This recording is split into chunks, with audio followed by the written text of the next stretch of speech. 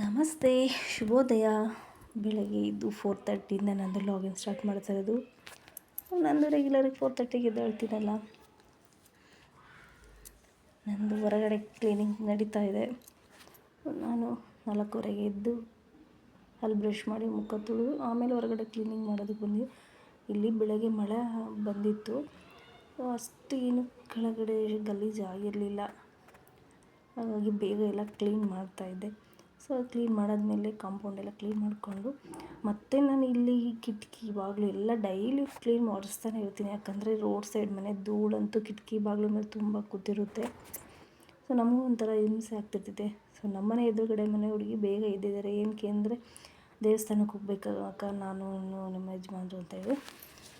ಯಾಕಂದರೆ ನಮ್ಮ ಏರಿಯಾದಲ್ಲಿ ಯಾರೂ ಎದ್ದಿರೋದಿಲ್ಲ. ಸೊ ನಾನು ಒಬ್ಬಳೇ ಬೇಗ ಎದ್ದೇಳೋದು. ಹಾಗಾಗಿ ಇವತ್ತು ಬೇಗ ಎದ್ದಿದ್ದಾಳಲ್ಲ ಅಂತ ಕೇಳ್ತಿದ್ದೆ. ನಮ್ಮ ಏರಿಯಾದಲ್ಲಿ ಬೇಗ ಯಾವಾಗ ಎದ್ದೇಳ್ತಾನೆ ವರಮಹಾಲಕ್ಷ್ಮಿ ಹಬ್ಬದ ಟೈಮಲ್ಲಿ ಅಷ್ಟೇ ಎಲ್ಲರೂ ಲಕ್ಷ್ಮಿ ಕೂರಿಸ್ತಾರೆ ಅಂದ್ಬಿಟ್ಟು ಬೇಗ ಎದ್ದೇಳ್ತಾರೆ. ಅಷ್ಟು ಬಿಟ್ಟರೆ ಇನ್ನು ಯಾವತ್ತೂ ಯಾರೂ ಅಷ್ಟು ಬೇಗ ಎದ್ದೇಳೋದಿಲ್ಲ. ಬಟ್ ಇಲ್ಲಿ ನೋಡಿ, ನಾನು ಹೇಳ್ದೆ ಅಲ್ಲ, ಮತ್ತೆ ಮಳೆ ಬರ್ತಿದೆ. ಸೊ ನಾನು ಕಾಂಪೌಂಡೆಲ್ಲ ಕ್ಲೀನ್ ಮಾಡಿಕೊಂಡು ಹೊಸ್ಲಿಗೆ ರಂಗೋಲಿ ಹಾಕ್ತಿದ್ದೆ. ಸೊ ಮಳೆನೇ ಸ್ವಲ್ಪ ಮುಂಚೆ ಬಂತಿರೋ ನಾನು ಕೆಳಗಡೆ ಎಲ್ಲ ಕಸ ಗುಡಿಸಿ ನೀರು ಹಾಕೋಂಥದ್ದು ಇರಲಿಲ್ಲ. ಏನೂ ಮಾಡೋದಕ್ಕಾಗೋದಿಲ್ಲ. ಮನುಷ್ಯರು ಯಾವ್ಯಾವ ಥರ ಇರ್ತಾರೆ, ಪ್ರಕೃತಿನೂ ಅದೇ ಥರ ಅಲ್ವಾ. ಮನುಷ್ಯ ಒಂದೊಂದು ಟೈಮಿಗೆ ಒಂದೊಂದು ಥರ ಜ್ಞಾನ ಇಟ್ಕೊಂಡಿರ್ತಾನೆ. ಪ್ರಕೃತಿನೂ ಹಾಗೆ ಅಲ್ವಾ. ಅಲ್ಲಿಂದ ನಮ್ಮ ಮಕ್ಕಳು ಇಬ್ಬರು ಎದ್ದು ಒಬ್ಬಳು ಸ್ಕಿಪ್ಪಿಂಗ್ ಆಡಿ, ಒಬ್ಬಳು ಸೈಕಲ್ ರೈಸ್ ಮಾಡಿ ಆಯಿತು. ಅವರಿಬ್ಬರದ್ದು ಕೆಲಸ ಇನ್ನೊಂದು ಬಾಕಿ ಇದೆ ನೋಡಿ. ಇಲ್ಲಿ ಅವ್ರಿಗೆ ಬೂಸ್ಟ್ ರೆಡಿ ಮಾಡ್ತಿದ್ದೀನಿ.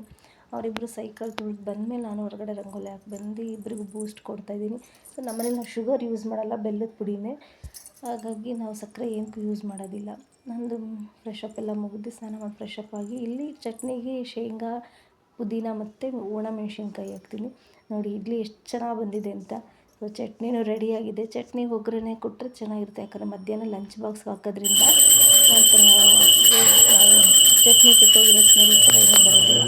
ಅಲ್ಲಿಂದ ಕೆಲಸ ಮುಗಿಸಿ ನಾವು ಸೋಮವಾರ ದೇವಸ್ಥಾನಕ್ಕೆ ಶಿವನ ದೇವಸ್ಥಾನ ಮುಗಿಸ್ಕೊಂಡು ಮನೆಗೆ ಬಂದು ನಾವು ತಿಂಡಿ ತಿನ್ನೋಣ ಅಂತ ಕೂತ್ಕೊಂಡು ನೋಡಿ ಎಷ್ಟು ಚೆನ್ನಾಗಿದೆ. ನನಗೆ ಚಟ್ನಿಗೆ ತುಪ್ಪ ಹಾಕ್ಕೊಂಡು ತಿಂದರೆ ತುಂಬ ಇಷ್ಟ. ಬಿಸಿ ಬಿಸಿ ರೈಸ್ಗೆ ಈ ಥರ ಚಟ್ನಿ ತುಪ್ಪ ಹಾಕ್ಕೊಂಡು ತಿಂದರೂ ಚೆನ್ನಾಗಿರುತ್ತೆ. ಸಾಂಬಾರು ತುಂಬ ಚೆನ್ನಾಗಿರುತ್ತೆ. ನೋಡಿರಿ, ಇಲ್ಲಿ ಚೆನ್ನಾಗಿದೆ ಅಂತ ಹೇಳ್ತಿಲ್ಲ, ಅವ್ರಿಗೆ ಹಲ್ಲು ನೋವಿದೆ. ಹಂಗಾಗಿ ಹಲ್ಲು ನೋವಿಗೆ ಆ ಥರ ಎಕ್ಸ್ಪ್ರೆಷನ್ ಕೊಡ್ತಿದ್ದಾರೆ. ಸೊ ಇಲ್ಲಿ ನಾನು ಏನು ಪ್ರಿಪೇರ್ ಮಾಡ್ತೀನಿ, ಉಪ್ಸಾರು ಹಿಂಗೆ ಖಾರ ಮಾಡೋದು ಅಂತೇಳಿ. ಚಳಿಗೂ ಉಪ್ಸಾರು ಹಿಂಗೆ ಖಾರ ಮಾಡ್ಕೊಂಡು ತಿಂದರೆ ತುಂಬ ಚೆನ್ನಾಗಿರುತ್ತೆ. ನಾನಿಲ್ಲಿ ಹೆಸ್ರು ಕಾಳು ವಿಷಲ್ ಹೊಡೆಸಿಟ್ಟಿದ್ದೀನಿ. ನೆಂಚ್ಕೊಳ್ಳೋಕೆ ಹೆಸ್ರು ಕಾಳು ಪಲ್ಯ ಮಾಡಿಕೊಂಡು ಉಪ್ಸಾರು ಮಾಡ್ಕೊಳ್ಳೋಣ ಅಂತ ಹೇಳ್ಬಿಟ್ಟು. ಉಪ್ಸಾರು ಹಿಂಗೆ ಖಾರ ಎಷ್ಟು ಬೇಗ ಆಗುತ್ತೆ ಗೊತ್ತಾ. ಏನು ಅದಕ್ಕೆಲ್ಲ ಏನು ಜಾಸ್ತಿ ಇದು ಮಾಡ್ಕೊಬೇಕು ಅಂದರೆ ಕೊತ್ತಂಬರಿ, ಕರಿಬೇವು ಮತ್ತು ಮೆಣಸಿನ್ಕಾಯಿ. ನೀವು ಹಸಿಮೆಣ್ಸಿನ್ಕಾಯಿ ಬೇಕಾದ್ರೆ ಹಾಕ್ಕೊಬೋದು. ಒಣಮೆಣ್ಸಿನ್ಕಾಯಿ, ಜೀರಿಗೆ, ಮೆಣಸು, ಬೆಳ್ಳುಳ್ಳಿ, ಸ್ವಲ್ಪ ಕಾಯಿ, ಹುಣಸೆಹಣ್ಣು, ಟೊಮೆಟೊ ಬೇಕಾದರೆ ಹಾಕ್ಕೊಬೋದು. ನಾನು ಟೊಮೆಟೊ ಹಾಕ್ಕೊತೀನಿ. ಎಣ್ಣೆಲಿ ಸ್ವಲ್ಪ ಫ್ರೈ ಮಾಡಿ ಹಾಕ್ಕೊತೀನಿ. ಸೊ ಉಪ್ಸಾರಿನ ಖಾರ ರೆಡಿ ಆಯಿತು. ಇಲ್ಲಿ ಮುದ್ದೆನೂ ರೆಡಿ ಆಗ್ತಿದೆ. ನಮ್ಮನೇಲಿ ಉಪ್ಸಾರು ಮಾಡಿದ್ದೀನಿ ಅಂತ ಏನು ಮುದ್ದೆ ಮಾಡ್ತಿಲ್ಲ. ನಮ್ಮನೆ ರೆಗ್ಯುಲರಾಗಿ ಯಾವಾಗಲೂ ಮುದ್ದೆ ಮಾಡ್ತಾನೆ ಇರ್ತೀನಿ. ನಮ್ಮ ಮುದ್ದೆ ಇರಲೇಬೇಕು. ಮುದ್ದೆ ತಿನ್ನೋದು ಆರೋಗ್ಯಕ್ಕೂ ಒಳ್ಳೆಯದು. ನೈಟ್ ಮುದ್ದೆ ಇರಲೇಬೇಕು. ಸೊ ಮಾವಾರ ನೈಟ್ ಹೊತ್ತು ಅನ್ನ ತಿನ್ನೋದಿಲ್ಲ, ಅವ್ರಿಗೆ ಮುದ್ದೆ ಇರಬೇಕು. ನಮಗೂ ನೈಟ್ ಹೊತ್ತು ನಾವು ಯಾರೂ ರೈಸ್ ತಿನ್ನೋದಿಲ್ಲ. ಸೊ ಮುದ್ದೆ ಒಂದು. ನಮ್ಮ ಮನೇಲಿ ನಮ್ಮ ಯಜಮಾನ ಒಬ್ಬನೇ ರೈಸ್ ತಿನ್ನೋದು, ಮಕ್ಕಳು ಸ್ವಲ್ಪ. ಸೊ ಇಲ್ಲಿ ನಮ್ಮ ಮಾವನಿಗೆ ಮುದ್ದೆ ರೆಡಿ ಆಯಿತು. ನನ್ನ ವಿಡಿಯೋ ಯಾರ್ಯಾರಿಗೆ ಇಷ್ಟ ಆಯಿತು ಪ್ಲೀಸ್ ಲೈಕ್ ಮಾಡಿ.